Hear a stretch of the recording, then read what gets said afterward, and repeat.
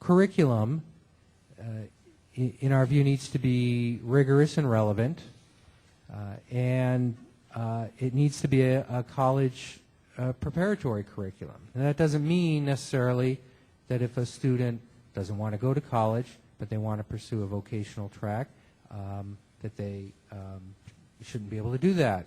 We absolutely support that. But what we've seen too often is the students who don't go to college, but who choose vocational or even sub-vocational careers don't do so by their choice, but the system sort of chooses for them.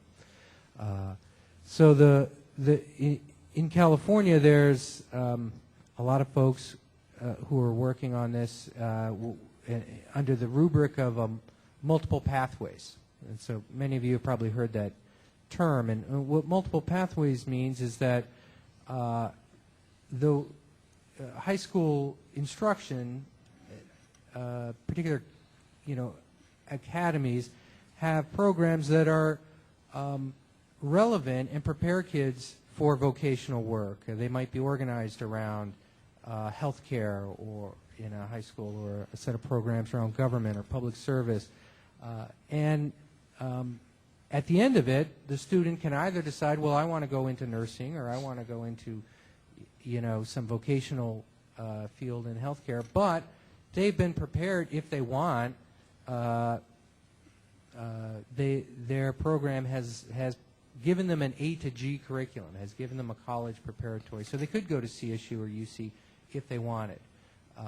And so the multiple pathways integrates both sort of vocational training and A to G, which is the college-going training.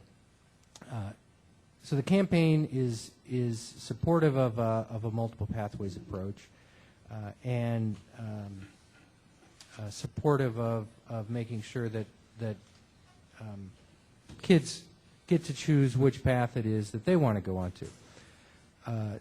Teacher quality. The notion that everyone have the opportunity to be prepared for college implies that everyone needs to have access to high-quality teachers who can teach them the core curriculum. And if it's a multiple pathways track, can teach them the integrated vocational curriculum as well. And as we know, and as the white paper points out, there's far too uneven and unequal distribution of qualified teachers in California. The third prong is data for local and state accountability. And Superintendent O'Connell talked about some advances that have been made recently in California, and California is improving, but still building on its data system, and we don't yet have the fully integrated preschool through higher ed to workforce system that we really need to be able to spot what are the most effective programs, where don't we have adequate resources, who needs to be held accountable. And finally, funding is a key pillar of the campaign. We need funding that is adequate. Our state has adopted what many like to brag as the most rigorous content standards in the country, or among the most. We have done some things, many things, to sort of align our credentialing system and the professional development around being able to teach the content standards, but the state has never asked itself, well, what is it really going to cost us to deliver the content standards to every student?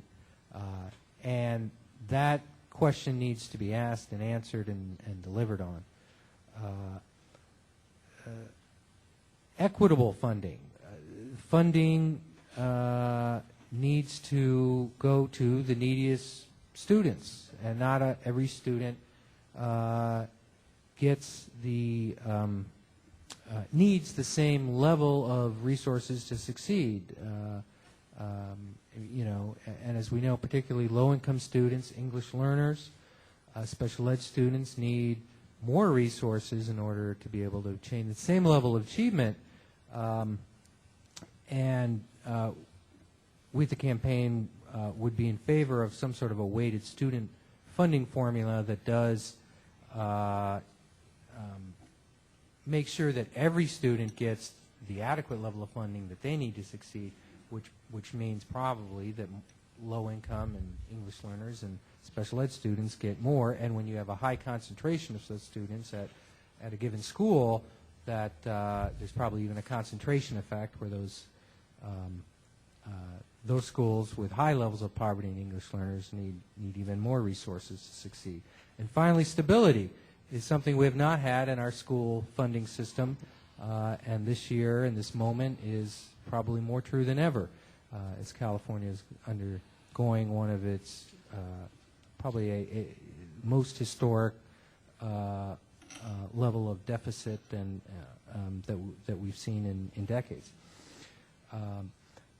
Last year in 2008, the campaign succeeded in supporting 3 bills that were passed. Assembly Speaker Bass had a bill that we remain supporter on around the multiple pathways model that the governor signed, and it will study the how to actually take multiple pathways to scale in California.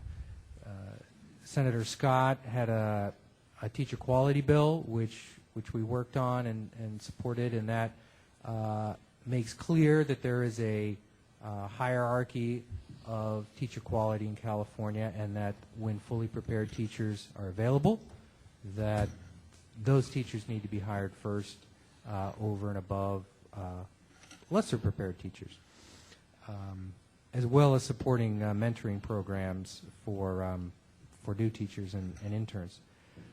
And finally, we worked on a data bill, and Senator Simidian carried, and together with Senator Steinberger got passed, and that also sets up a commission to study how to put together the comprehensive data system that Superintendent O'Connell was talking about. I think, you know, our state Supreme Court, in closing, I just think it's important to look at what our state Supreme Court and other state Supreme Courts who've looked at the importance of education to our society have said. And to a great extent, most of the courts, when asked, you know, if there's a constitutional right to an education, most of them said there is, and they've recognized that that right is because every citizen does have the right to become an active economic participant in the state's economy, and that every citizen does have a right to civic engagement and to be a democratic participant so that they can vote, so that they can serve on juries and take part in civic affairs. And ultimately, the courts have said that indeed education is probably the most important governmental function, because only if all of our citizens have the ability to participate in the economy and to participate in democracy will we have a flourishing economy and a flourishing democracy, and it's education that enables all of our other rights and liberties to survive. So I think the campaign for high school equity has it absolutely right, and their recommendations are well aligned with why it is we're working on these issues here in California as well. Thank you. Thank you very much, John.